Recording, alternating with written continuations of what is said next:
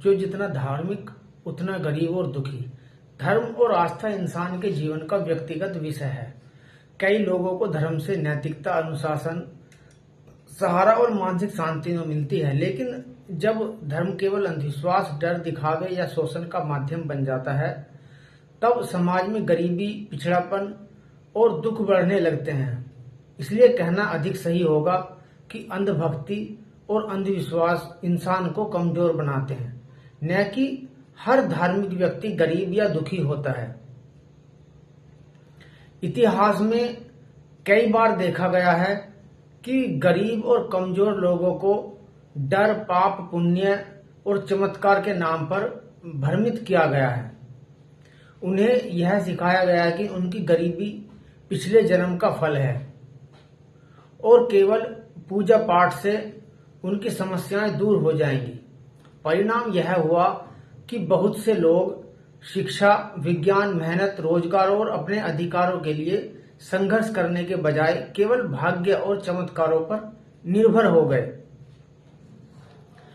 जब कोई समाज शिक्षा और वैज्ञानिक सोच से दूर हो जाता है, तब उसका विकास रुक जाता है।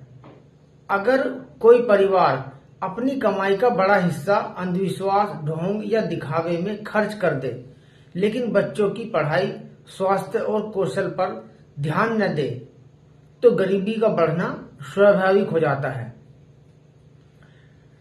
जागरूक समाज वही होता है जो प्रश्न पूछता है, तर्क करता है और मेहनत को महत्व देता है। हमारे बाबा साहब डॉक्टर भीमराव अंबेडकर राम जी ने कहा था कि शिक्षा ही इंसान को स्वतंत्र और मजबूत बनाती है। उन्होंने लोगों से अंधविश्वास छोड़कर ज्ञान और आत्म सम्मान अपनाने की बात कही थी। इसी तरह भगवान गौतम बुद्ध ने भी तर्क, करुणा और जागरूकता का मार्ग दिखाया था। उन्होंने कहा कि किसी बात को केवल परंपरा या डर के कारण स्वीकार करना नहीं चाहिए, बल्कि सोच, विचार और अनुभव से सत्य को समझना चाहिए। धर्म तब तक अच्छा है जब तक वह इंसान को प्रेम, नैतिकता, करुणा और मानवता सिखाए।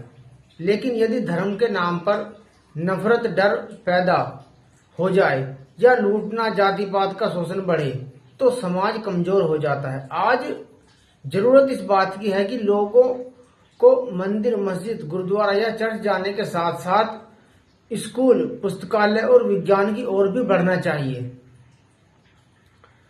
गरीबी से बाहर निकलने का रास्ता केवल प्रार्थना नहीं, बल्कि शिक्षा, मेहनत, समान अवसर और वैज्ञानिक सोच, साथ ही सामाजिक एकता की भी जरूरत है। जागरूक समाज वही है जो इंसान को डर में नहीं बल्कि ज्ञान और आत्मविश्वास में जीना सिखाए। तो दोस्तों, अंधविश्वास और पाखंडवाद से बाहर निकलो और इस वीडियो से कुछ सीखने को मिला हो तो इस वीडियो को ज्यादा शेयर करें। धन्यवाद।